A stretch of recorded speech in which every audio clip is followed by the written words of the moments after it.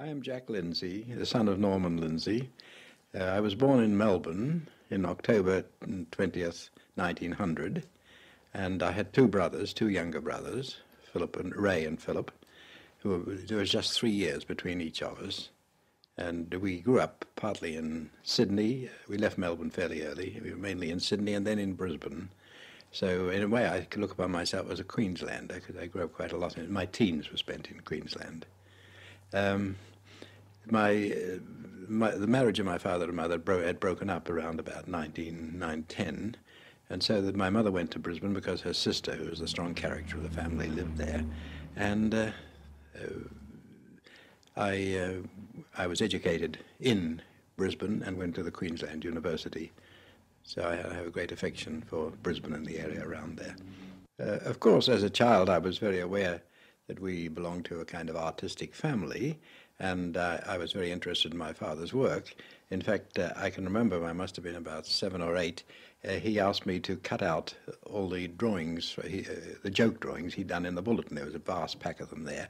And I started looking through, and I just realized that I didn't have to look at his name in order to recognize his drawings. This was the first discovery that there was such a thing as art style. But he used to do drawings for me and so on. And I was, in that sense, in a simple way, interested in art. But of course, I didn't think of myself as either an artist or writer or anything at all. In some respects, I think it's perhaps my aunt, the one I referred to, who first directed me to writing. We were staying with her in Hobart, and I started somehow or other making up a few poems. I must have been about 8 or 9 then, and she kind of pushed me along and actually rewrote part of them and got them published in a Hobart paper. So heavens knows what they're like, but this is the first bit of writing, or if it can be called writing, that I did. I think I can say that it was she who kept on pushing me, because my mother was a very equable person who never tried to push anybody in any direction, her sons or anybody else, but my aunt was very ambitious. And she early decided that I was a scholarly type and going to do work in literature. And the next push I can remember from her was in Brisbane. I must have been about 12 to 13. There was some competition for an essay on pets. I remember she pushed me to write this, and I won it. To my annoyance, I got as a prize a book which I didn't like, but nevertheless, this was my next step in literature, if it can be so called. The spontaneous development of myself towards literature. I had always been very interested in reading, and I even about this period bought a volume of Shakespeare by accident and tried to read it. I tried to read Titius Andronicus first, which I thought was a very odd work, but it was I must have been about 14 when I started reading poetry, and I somehow got a tremendous stimulus out of this. A few books my mother had, including Palgrave's Golden Treasury and so on. And I just by that time had gone to the grammar school in 1914, and I had quite a good literature teacher there who stimulated me quite a lot. And I began really to get something out of Shakespeare. I remember the day when I found I could actually speak blank verse with a little effort, which was a great, great excitement. On account of our movements around the period when my father went to England, around about 1908, I think is the date, 7 or 8, and my mother's movements, I had somehow got out of going to school, and I never really went to school until I was about 11. And when an uncle, the husband of this aunt I was speaking of, took me in hand and said he's got to go to school. And I went to school, a preparatory school, where I was put into the lowest class, and I was so horrified being amongst these small boys there that I kind of leaped through the school and somehow I attribute my rush as a scholar to this. So at the age of 13, I got a scholarship that I was only in the lower sixth, and there was the middle and upper sixth, against the upper sixth chaps to the grammar school. Then 3 years later, I got another scholarship for 2 years, and with the pressure from my aunt, who said, why waste time, I actually took the examination for the university a year ahead, only in 1 year after that, and came third in Queensland at that.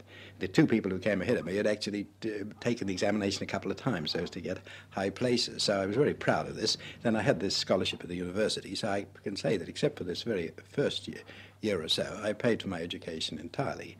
And again, at Queensland University, I was very lucky. It was a very small university then, of course, but there was a very good Professor Mickey in charge of the classics, who was a very sympathetic character, and I got on very well with him, and he helped me quite a lot in my reading of Greek and Latin, and so altogether I owed quite a lot to him.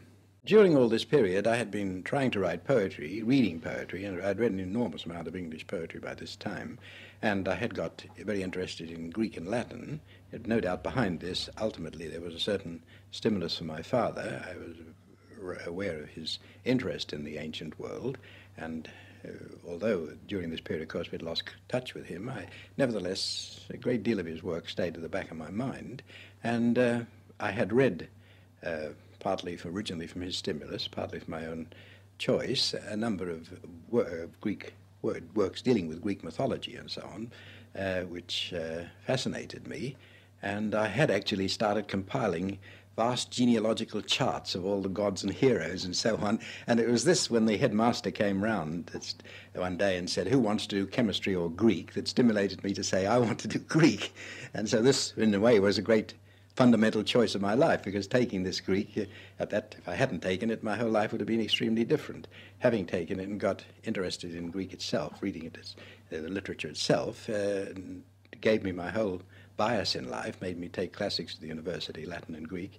I ended with first-class honours in those, and although at that time I'd thought of myself just simply as a poet, I didn't think I was going to be particularly connected with the ancient world, except that I liked reading Greek.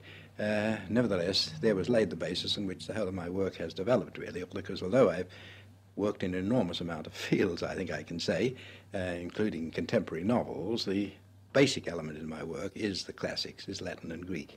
And I've kept returning to that, whether it's in novels, the ancient world, translations, or critical historical works and so on around this. And all my work ultimately revolves around this.